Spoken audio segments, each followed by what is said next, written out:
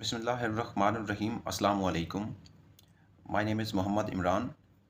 As usually कि जो agenda चल रहा था कोऑपरेटिव सोसाइटीज़ में असिस्टेंट रजिस्ट्रार की प्रिपरेशन के लिए, अब जो आज का एजेंडा है वो एक न्यू सेक्शन मैंने स्टार्ट किया है जो मोस्ट प्रोबेबली 1925 का एक्ट और 1927 का रूल, ये दो जो लॉ के जो पोर्शन है इसके डॉक्यूमेंट हर जगह पे अवेलेबल हैं, ये बुक्स में भी मिल जाते हैं। लेकिन इससे हट के जो पोर्शन है, एक बड़ा ब्लॉक है, वो है कोऑपरेटिव सोसाइटीज़ की हिस्ट्री, उसकी जो मूवमेंट्स चली हैं यूरोप से, फिर हिंदुस्तान में, फिर पाकिस्तान में, फिर इसकी लेटेस्ट डेवलपमेंट्स हैं। इसका सिलेबस या फिर इसकी प्रिपरेशन का मटेरियल अवेलेबल नहीं है। मिलता है तो अच्छा, नहीं मिलता तो मेरा आज का जो एजेंडा और मेन फोकस है वो इसी पे रहेगा और इसमें टॉपिक वाइज लूँगा। जो मैंने इसकी आउटलाइन बना के रखी है उसमें फर्स्ट आउटलाइन में फर्स्ट टॉपिक जो है वो ओरिजिन एंड एवोल्यूशन है। किसका? कोऑपरेटिव का और कोऑपरेटिव सोसाइटीज़ का, कि ये कहाँ से इनका जो है ना वजूद चलता है, फिर ये किस तरह से जो है ना ये इंडिया में आती हैं, फिर इंडिया से आगे फिर पाकिस्तान में इसकी डेवलपमेंट किस तरह से होती है। तो इस तरह से इसकी स्टार्टिंग चलेगी, इस तरह का इसकी जो है ना वो मोबिलाइजेशन होगी। तो इसको मैं वही फॉर्मेट मेरा है, एक ही असूल है कि इसको एमसीक्यूज़ के फॉर्मेट में पढ़ेंगे ताकि पेपर की उसकी जो अच्छी है वो तैयारी और साथ फिर इंटरव्यू और उसका जो माइंड मैप है वो बनता चला जाए। तो इसमें फर्स्ट क्वेश्चन है, the first cooperative society in the world was formed in. दुनिया में सबसे पहली कोऑपरेटिव सोसाइटी, कोऑपरेटिव का मैंने कहा था कि वर्क टुगेदर, इसका मतलब होता है मिलजुल के काम करना। इसमें कोई मीडिएटर नहीं होता, कोई दरमियान में कोई थर्ड पार्टी नहीं होती है, बल्कि लोग एक दूसरे के साथ मिलजुल के काम करते हैं। अपना प्रॉफिट जो है ना वो रूरल इकोनॉमी, कौन सी इकोनॉमी? रूरल इकोनॉमी का इसका मकसद था कि जो देहात के लोग हैं उनकी इकोनॉमी, उनकी मुआशियत को बढ़ाना था, ताकि देहात के लोग जो है ना वो, क्योंकि जो पाकिस्तान है वो एक एग्रीकल्चरल कंट्री है। ज़्यादा जो पाकिस्तान का दारोमदार है पैसे कमाने का, मैशियत का, इकोनॉमी का, वो एग्रीकल्चर के ऊपर है। देखो एग्रीकल्चर पे के साथ फार्मिंग जुड़ी है, उसके साथ जो है ना फिर दूसरे इंडस्ट्रीज़ जुड़ी हैं, क्योंकि यहाँ से फिर स्टॉक जाता है इंडस्ट्रीज़ में, फिर इंडस्ट्री आगे उसको उसकी जो है ना वो प्रोडक्ट बना के जो है ना वो सेल करती है, तो पाकिस्तान जो है ना वो रेवेन्यू जनरेट करता है। तो रूरल इकोनॉमी को बूस्ट करना था, जिसमें एग्रीकल्चर, फार्मिंग, हाउसिंग, इस तरह की जो चीज़ें आ जाती हैं, कंस्ट्रक्शन सोसाइटीज़ वगैरह आ जाती हैं। तो फर्स्ट जो वर्ल्ड में सोसाइटी बनी है वो कहाँ पे बनी है? इंग्लैंड में। इट्स मीन कि यहाँ पे कॉन्टिनेंट भी पूछा जा सकता है कि इंग्लैंड में कौन सा कॉन्टिनेंट आता है, तो इंग्लैंड यूरोप का हिस्सा है, ग्रेट ब्रिटेन के अंदर जो है ना ये इंग्लैंड आता है। तो इसकी फर्दर अगर क्लैरिफिकेशन करनी है तो साथ आप लोगों के लिए मैंने एक इम्पॉर्टेंट चीज़ रखी हुई है, वो क्या है? Subordinate information. और इस वक्त रात के 2:10 हुए हैं जस्ट ये वॉक करने के लिए। फर्स्ट कोऑपरेटिव जो है ना वो बनी है रॉचडेल में। ये इंग्लैंड का शहर कह लें, इंग्लैंड का डिस्ट्रिक्ट कह लें, क्योंकि हम पाकिस्तानी क्या कहते हैं, हम डिस्ट्रिक्ट कंसिडर करते हैं या फिर सिटी कंसिडर करते हैं। तो कब? 1844 में। ये दोनों याद रखनी है कि इंग्लैंड में, इंग्लैंड के अंदर कहाँ पे? रॉचडेल में। और कब? 1844 में। और इस सोसाइटी का नाम क्या रखा गया था? Rochdale society of equitable pioneers. इसमें जो लोग थे, जो पायनियर्स का मतलब इसमें जो लीडरशिप थी जिन्होंने बनाई ये सोसाइटी, उनमें क्या करना था? इक्विटेबल जो है ना वो डिवीजन करनी थी। अगर वो कोई पैसा कमा रहे हैं, जैसे मिल्क एक कमोडिटी है, उसको सेल करते हैं 8-10 लोग मिल के, उसमें जो प्रॉफिट होगा वो सब में बराबर डिवाइड होगा। ऐसा नहीं है कि किसी को ज़्यादा मिलेगा और किसी को कम। यहाँ पे जो है ना वो इक्विटेबल डिस्ट्रीब्यूशन रखी गई। अब ये कौन सा आइडिया फॉलो करती है? It followed the ideals of mutual aid and equitable distribution. किस चीज़ की? जो जो चीज़ वो सेल करते थे, जो जो चीज़ वो मार्केट में ले जाते थे या जैसे भी करते थे, तो म्यूचुअल एड का मतलब, म्यूचुअल का मतलब है एक दूसरे के साथ मिलजुल के काम करना। The society sold basic goods to working class members at fair prices. अब बेसिक गुड्स में क्या जाता है? उस वक्त जो देहात के लोग थे वहाँ पे जो सोसाइटी थी उसका मकसद था कि जो मिल्क है, सब्जियां हैं, गंदम है, इस तरह की जो बाकी चीज़ें हैं, धागा वगैरह है, लकड़ी वगैरह है, देहात में हर बंदे के पास होती है, हर घर के पास होती है, एक्स्ट्रा होती है और रोज़ जनरेट होती है। जैसे अंडे हैं, ठीक है ना, मतलब घर में अगर 5 लोग हैं और 10 मुर्गियाँ उसने पाली हुई हैं, तो 10 अंडे तो रोज़ आएँगे ना। 5 तो ठीक है यूज़ हो जाएँगे, लेकिन रोज़-रोज़ तो यूज़ नहीं हो सकते, तो अंडे एक्स्ट्रा हैं। फिर वो अंडे जाते थे इस सोसाइटी के पास और सोसाइटी इसको आके मार्केट में सेल करती थी। फिर वहाँ से जो पैसे जनरेट होते थे, वापस उस सोसाइटी में आते थे, फिर सोसाइटी आगे डिस्ट्रीब्यूट करती थी, जिसके जो है ना वो जो पार्टनर होता था। इस तरह करके ये मूवमेंट चली है, इस तरह से ये कॉन्सेप्ट चला है। एक बहुत बेहतरीन कॉन्सेप्ट है इकोनॉमी को बेहतर करने के लिए। कौन सी इकोनॉमी? रूरल इकोनॉमी, जिसमें किसान भाई आ जाते हैं, विलेजर्स आ जाते हैं, लोकल लैंडलॉर्ड्स आ जाते हैं। तो इस तरह की चीज़ें होती हैं। तो ये क्वेश्चन उम्मीद करता हूँ आप लोगों का क्लियर हो गया होगा। The name of first cooperative society formed in England was, जो इंग्लैंड में पहली सोसाइटी बनी उसका नाम क्या था? तो पढ़ लिया है, रोचडेल सोसाइटी ऑफ इक्विटेबल पानी। इसको रोचडेल पढ़ना है वो आप लोगों की मर्जी है। ये बात हो गई। अब ये कब बनी है ये भी स्टडी कर लिया। कौन से प्रिंसिपल्स यहाँ पे इंप्लीमेंट हुए थे? रोचडेल में बनी थी, तो प्रिंसिपल्स भी जो है ना वो रोचडेल के लोगों ने बनाए थे। तो उनके ये असल में कौन से आर्टिसंस थे? वहाँ पे जो लोकल लोग थे, लोकल वेंडर्स कह लें, उन्होंने जो है ना ये मिलजुल के बनाई थी। वो कितने became a model for cooperative societies world. तो बाद में चल के जैसी एवोल्यूशन होती है हिंदुस्तान में, फिर कॉलोनियल सिस्टम इन्होंने डेवलप किया, यूके ने फिर कब्जा किया नॉर्थ अमेरिका पे, पूरी दुनिया पे इनका कब्जा था। सूरज गुरूब और आफ्ताब कह लें कि तुलू नहीं होता था, क्योंकि सारी ज़मीन पर इन्होंने कब्जा किया हुआ था, कॉलोनियाँ बनाई हुई थी। तो फिर पूरी दुनिया में ये इसका कॉन्सेप्ट जो है ना वो फैल गया कि कोऑपरेटिव सोसाइटी इस तरह से होती है और इस तरह से काम करती है, और आज भी दुनिया में चल रही है। फादर कौन है कोऑपरेटिव मूवमेंट का? वो है रॉबर्ट ओवन। कार्ल मार्क्स भी नहीं है, हेनरी फोर्ड भी नहीं है, फ्रेडरिक एंगल्स भी नहीं है। रॉबर्ट ओवन है अ वेल्श सोशल फार्मर। कहाँ से थे? वेल्श के थे। Advocated for worker cooperatives and mutualism. कौन सी थ्योरी? ये पूछी जा सकती है कि रॉबर्ट ओवन ने कौन सी थ्योरी दी थी, कौन सी आइडियोलॉजी दी थी, क्या कॉन्सेप्ट दिया था? म्यूचुअलिज्म। म्यूचुअल, एक दूसरे के साथ काम करने को म्यूचुअल कहते हैं, और इस प्रोसेस को जो इस सिस्टम में आता है म्यूचुअलिज्म कहते हैं। तो कोऑपरेटिव वर्कर्स क्या करते थे? आपस में मिल कर के कौन सी थ्योरी डेवलप की? म्यूचुअलिज्म की थ्योरी। तो फर्स्ट कोऑपरेटिव स्टोर न्यू लनार्क में डेवलप हुआ। His idea influence the early cooperative movement. तो सबसे पहले ये वजह बना कोऑपरेटिव मूवमेंट स्टार्ट की जाए। कोऑपरेटिव मूवमेंट का मतलब क्या है? फॉर एग्जांपल रॉचडेल में एक सोसाइटी तो बन गई, फिर रॉचडेल से उसने एक्सपेंड करना था, फिर आसपास के लोगों ने देखा, फिर आसपास के जो है ना विलेज ने देखा, फिर उससे वहाँ से टाउन, फिर सिटी, फिर डिवीजन, फिर इस तरह करके फैलती चली जाए। तो ये रिफॉर्मर्स थे, रॉबर्ट ओवन ने इन्हें देखा कि इस तरह की सोसाइटी बनी हुई है, तो क्यों ना एक सोशल रिफॉर्मर्स की तरह कर लिया। सोशल का मतलब होता है जिसमें सारे सोशल फैक्टर्स, पॉवर्टी है, एजुकेशन है, इसके अलावा अनएम्प्लॉयमेंट है, क्राइम है, इन सब चीज़ों से निपटने के लिए लोगों को अगर इस काम के पीछे लगा दिया तो लोगों के पास रोज़गार आएगा तो वो फ्लोरिश कर जाएंगे, तो इन चीज़ों की तरफ जो है ना वो नहीं आएंगे। तो इस बंदे का काम था। Rochdale pioneers establish a cooperative society, ये पढ़ लिया है कि 1844 में बनाई थी। Rochdale pioneers founded 1884। कितने लोग थे? 28 वीवर्स एंड आर्टिसंस। इसको चेक कर लेना, मुझे जो है ना वो 28 मिला है, वो स्ट्रगल के बाद। Society followed cooperative principles. कौन से प्रिंसिपल? अच्छा, प्रिंसिपल्स रॉचडेल के फॉलो किए थे। काम क्या था? ट्रेड का। अंडे बेचने हैं, जो है ना वो मुर्गियों का गोश्त बेचना है, मुर्गियाँ सेल करनी है, इसके अलावा जो है ना वो सब्जियाँ सेल करनी है, मिल्क बेचना है।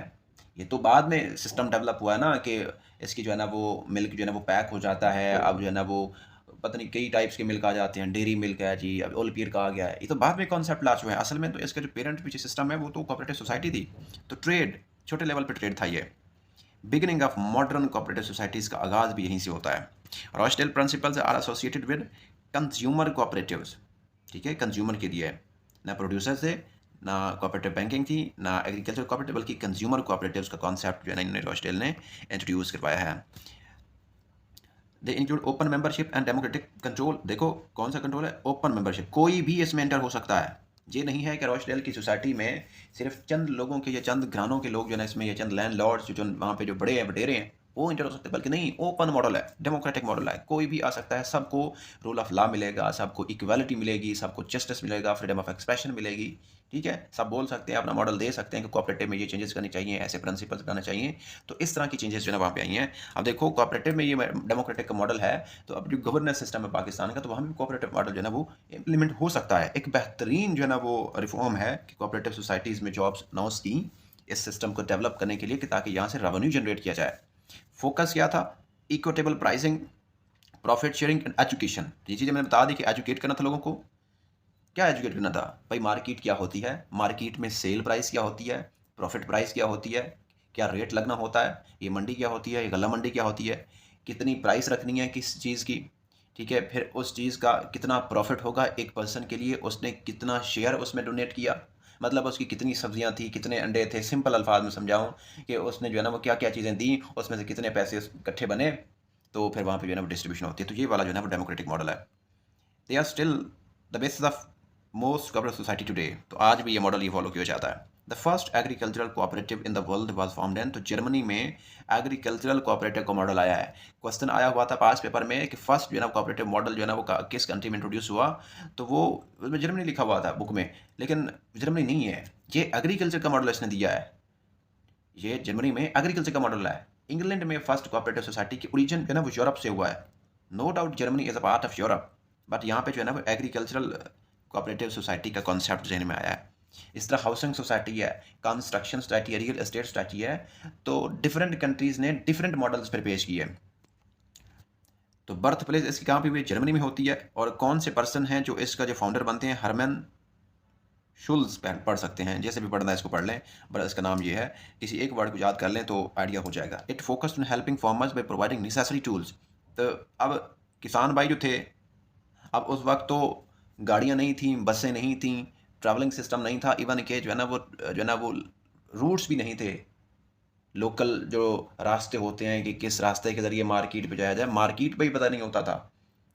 तो इन्होंने सबसे पहले वो टूल्स, जैसे मैं आपको सिंपल एग्जाम बताऊं, ये बैलगाड़ी कब आई है, कहाँ से इंट्रोड्यूस हुई है, जो रेवोल्यूशन आया है बाद में, जो जिसको बोलते हैं एग्रीकल्चर रेवोल्यूशन आया है, और फ्रेंच रेवोल्यूशन से पहले जो है ना ये सारे जो रेवोल्यूशन आए हैं, मॉडर्न रेवोल्यूशन है या फिर टेक्नोलॉजिकल रेवोल्यूशन हैं, ये जितने भी रेवोल्यूशन आए हैं, तो ये कैसे आए हैं, ये यूरोप ने इंट्रोड्यूस किए हैं। बैलगाड़ी और घोड़ा गाड़ी ये प्रोवाइड की उनको, फिर जो है ना वो बर्तन बनवा के दिए कि ठीक है जी दूध इस बर्तन में रखा जाता है, इस तरह से जो है ना वो लोकल लेवल पे जो है ना वो सब्जियां सेव की जाती हैं, पुरानी सब्जी हो जाए तो कैसे जो है ना उसको चेक किया जाता है।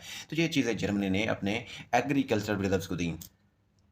तो क्या मॉडल बन गया, ये भी रूरल मॉडल बन गया ग्लोबल लेवल पे।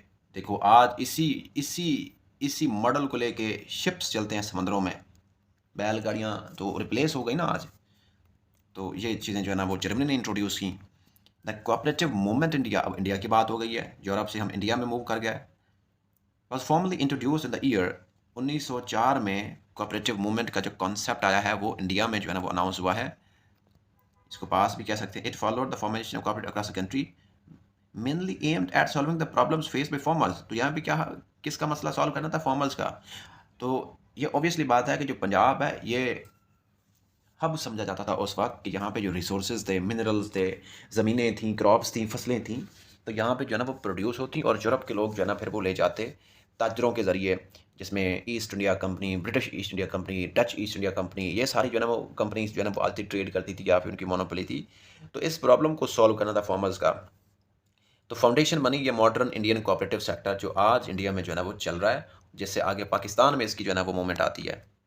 Indian cooperative societies act was passed. तो सोसाइटीज़ का एक्ट जो है ना वो भी पास हुआ 1904 में। Act was pass to regulate cooperative societies India. It was result of British colonial, देखा ना कि यहाँ पर उन्होंने कॉलोनियाँ बना ली कि यहाँ से रिसोर्सेज निकालते थे और कंपनियों के जरिए जो है ना वो अपने मुल्क में ले जाते थे। जर्मनी अपने मुल्क में ले जाता है, बरतानिया अपने मुल्क में ले जाता है, और वहाँ पर बैठ के जो है ना वो बरतानिया के पार्लियामेंट में फैसले होते थे कि अब ये लॉ है फ्रंटियर, जो है ना वो जो कॉन्सेप्ट है फ्रंटियर रेगुलेशन का, जो KPK में लॉन्च हुआ था, कि जिस तरह से लोगों को जो है ना वो आग के ऊपर और पूरी फैमिली को सजा दी जाती थी अगर वो कोई सजावार। तो ये वाले बहुत जो है ना वो ढूंढे किस्म के जो है ना वो रूल उन्होंने बनाए थे। तो इससे निजात जो है ना वो दिलानी थी फार्मर्स को कॉलोनियल सिस्टम से। Act helped formalise the cooperative movement in India, enable the legal framework for cooperative in agriculture. Agriculture में मेन मकसद था, क्योंकि फार्मर्स काम करते हैं एग्रीकल्चर में करते हैं। Which event mark the start of cooperative movement in India, creation of cooperative societies act. जैसे 1904 का एक्ट बना तो एक रेवोल्यूशन सा आ गया हिंदुस्तान के अंदर। क्यों कि एक टर्निंग पॉइंट मिल गया, जो किसान थे उनको खेतों में फसलें उगाने का। क्यों कि वहाँ से बरतानिया से आज़ादी मिल गई, क्योंकि जो पहले गंदम सीधी बरतानिया जाती थी, अब वो सीधी जो है ना वो इंडिया में सेल होने लगी, इंडिया के लोगों को फ़ायदा होने लगा। तो इस वजह से जो है ना ये टर्निंग पॉइंट था। It created a legal framework for cooperative to thrive. Thrive का मतलब है कि रूरल इकोनॉमी को बूस्ट करने के लिए एक सिस्टम मिल गया, एक आज़ादी मिल गई, एक लीगल सिस्टम मिल गया। Help address economic issues like poverty and debt. क्यों पॉवर्टी और डेट था, कर्जा था, तो कि सारे रिसोर्सेज तो यहाँ से उठा के जो है ना वो बरतानिया अपने पास ले जाता था, तो पीछे बचता ही कुछ भी नहीं था, ठीक है। बल्कि उन्होंने कुछ एलीट क्लास छोड़ी हुई थी जिसमें उसमें कॉन्सेप्ट था सूबेदार का नाज़िम, नैब नाज़िम, ठीक है ना। और हम सुनते हैं मुंशी, नैब मुंशी। अब भी जो है ना वो कॉन्सेप्ट आते हैं देहाती लोगों में, ये जो ज़मींदार होते हैं उन्होंने रखे होते हैं मुंशी, नैब मुंशी और सूबेदार और ज़मींदार और बेलदार, ये सारी चीज़ें जो है ना वो रखी होती हैं, जिसमें तहसीलदार और नैब तहसीलदार की सीटें आती है, इसके नीचे यही सिस्टम बैठा होता है। तो इससे निजात दिलानी थी। Supported a foundation of agriculture cooperative, क्योंकि इसमें काम था। The first cooperative bank in India कब बना? प्यून में बना था। Peon the first cooperative bank तो कब बना है? 1893 में। मार्किंग ए सिग्निफिकेंट स्टेप, इसका मतलब है बैंक बन गया, लोग यहाँ पे फिर अपने फसलों के पैसे उधार ले सकते थे कोऑपरेटिव सोसाइटीज़ से। कोऑपरेटिव बैंक बना कि अगर एग्रीकल्चर बनाना है तो कोऑपरेटिव रूल्स कौन से लगेंगे, इस तरह की चीज़ें जो ना बनने लगी। Bank aim to address the needs for local reformers, it led the foundation for the cooperative banking system, जो ना वो इंडिया में ये लॉन्च हो गया। वो founded the first cooperative society, Germany में किसने जो है फाउंड की, तो हमने पढ़ लिया पहले। तो focus financial assistance to craftsman, small traders, ये चीज़ें पढ़ ली हैं, इसको देख लीजिएगा। In which year was the international cooperative alliance? International cooperative alliance, very very important question कि ये पूछा जा सकता है, इवन कि ये किताब में भी नहीं मिलेगा। आई एम श्योर कि ये चीज़ें जो आप लोगों को मिल रही हैं, it's a very struggling and very researchable things, ठीक है। कुछ चीज़ें थी जो यहाँ पे मैं अगर बताऊँ तो मैंने बहुत चीज़ें सर्च की हैं। मसला ये आता है कि कोई बुक नहीं है, कोई रिसर्च आर्टिकल मिलता है तो उस पे जो है ना वो आगे लिखा होता है कि सरकार हमें पहले $10 दे दीजिए इस आर्टिकल को खोलने के। तो पाकिस्तान में तो ये हालात हैं, $10 कहाँ से ले आए? तो 1902 में बना इंटरनेशनल अलायंस। तो इसका काम क्या था कि ग्लोबल लेवल पे कोऑपरेटिव सिस्टम को, कोऑपरेटिव बैंकिंग को, कोऑपरेटिव के असूल को, रूरल इकोनॉमी को बूस्ट करना है। क्या काम करना था? Growth and development of cooperatives, it can support international cooperative movement, ठीक है। एक ही काम है। Primary goal of early cooperative movement was to, क्या था? Improve living conditions of poor. Starting में तो यही था ना कि जो गरीब लोग हैं बस वो थोड़ा सा वो बूस्ट कर जाएं, जो उनके पास थोड़ा सा जो है ना वो रिसोर्सेज बच जाते हैं, सोर्सेज बच जाते हैं, दूध बच जाता है और इस तरह की चीज़ें जो बच जाती हैं तो उनकी ज़ाया ना हो, उसमें थोड़ा सा पैसे कमाएँ और अपने जो है ना वो हेल्थ का सिस्टम है, एजुकेशन के सिस्टम है, घरेलू मामलात हैं, वहाँ पे जो है ना वो शादी वगैरह है, ब्याह वगैरह है, तो उसके सिस्टम के लिए वो पैसे शैसे जो है ना वो रख सकें। तो ये काम था बेसिकली, वर्किंग क्लास से जो है ना वो जान छुटवानी थी। तो ये चीज़ें आप लोग पढ़ लीजिएगा, ये चीज़ जो मैंने बताई है वही है। First modern cooperative movement aimed at, इसका मकसद क्या था? जो पहली, इसका मकसद था providing affordable goods and services, ये प्रोवाइड करना था। तो ये वही चीज़ें सोशली जो है ना वो रिस्पॉन्सिबल बिजनेस क्रिएट करना था।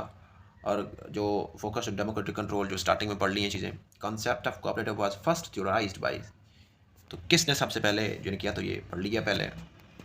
देखो ना, डिफरेंट एंगल्स में क्वेश्चंस बनाए हैं मैंने। पहले था कि इसका फादर कौन है, अब है कि कॉर्पोरेशन का इसका जो टर्म है, इसकी जो कॉन्सेप्ट है, इसकी जो टर्मिनोलॉजी है, वो किसने बनाई थी? ऑब्वियसली रॉबर्ट ओवन ने बनाई थी। इस चीज़ को जो है ना वो पढ़ लीजिएगा, किसने। He promoted the idea of mutualism and cooperative as an alternative to capitalism. Capitalism क्या होता है? कैपिटलिज्म ये होता है कि जो गरीब है ना वो गरीब से गरीब तर होता चला जाता है, अमीर है वो अमीर तर होता चला जाता है। क्यों? अब जिसके पास इंडस्ट्री है, अब इंडस्ट्री में जितना बिजनेस चलेगा वो गरीबों को तो नहीं देगा ना, जिसमें इतना उसको प्रॉफिट हो रहा है। अब प्रॉफिट कैसे मिलता है भाई? उसके अंदर जो वर्कर्स काम करते हैं वो प्रॉफिट के काम होते हैं, वो प्रोडक्ट्स बनाते हैं और प्रोडक्ट फिर सेल होती हैं और जो पैसा जनरेट होता है प्रॉफिट का वो तो ऑनर रख लेता है। कैपिटलिस्ट जो है ना, ये थ्योरी है जो यूएसए सुपर पावर फॉलो करता है। इसके बदले में जो है ना वो जो थ्योरी होती है म्यूचुअलिज्म की, जो सब बेनिफिट लेते हैं। पाकिस्तान में जो सैलरी का सिस्टम है ना, इसको म्यूचुअलिज्म कह सकते हैं। सोशलिज्म की थ्योरी जो होती है कि जो बंदा जितना काम करेगा उसको उसके बदले में उतनी उजरत मिलेगी, उतने पैसे मिलेंगे। और ये थ्योरी है यूएसएसआर ने इंट्रोड्यूस करवाई थी, रशिया ने इंट्रोड्यूस करवाई थी। लेकिन कैपिटलिज्म क्या है? ठीक है कि बस जो काम करता है उसको साइड पे कर दो। वो जनाब जैसे एलन मस्क है, वो तो बिलियनर डॉलर्स है, लेकिन पीछे जो इसके जो गरीब तबका वो किधर जाए? वो कहाँ से पैसे कमा के ले आया है?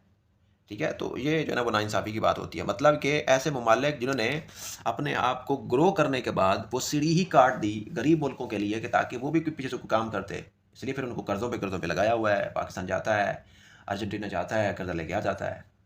ग्रोथ क्यों नहीं होती है? क्योंकि कैपिटलिस्ट का मॉडल है, इकोनॉमिक मॉडल है, इससे कभी भी जो है ना वो ग्रोथ नहीं होगी। क्योंकि जो थ्योरी उन्होंने दी हुई है उससे सिर्फ और सिर्फ अमीर लोगों को फ़ायदा होगा, क्योंकि उनके पास इंडस्ट्री है, उनके पास ज़मीनें हैं, उनके पास जो है ना वो बड़ी बड़ी जो है ना मिलें हैं जहाँ पे काम हो रहा है और वो डेवलप कर रहे हैं। गरीब बंद ने क्या करना है, सिर्फ और सिर्फ जाएगा वो 20-25 हज़ार रुपये जो है ना महीना काम करेगा, घर प्रॉफिट किसको मिलेगा? ठीक है ना।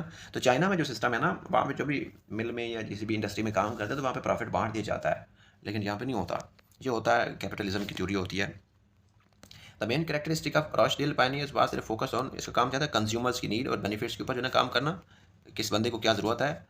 तो इसके प्रिंसिपल्स जो है ना वो इंट्रोड्यूस करवाया गया। क्या मॉडल था? Principle such as membership and democratic governance का मॉडल था। तो अब इसको एज अ केस स्टडी इस्तेमाल करें ना गवर्नेंस वाले थीम के अंदर, ऐसे राइटिंग के अंदर। ठीक है। अब जो स्मार्ट स्टूडेंट होता है वो हर चीज़ के एंगल को देख रहा होता है।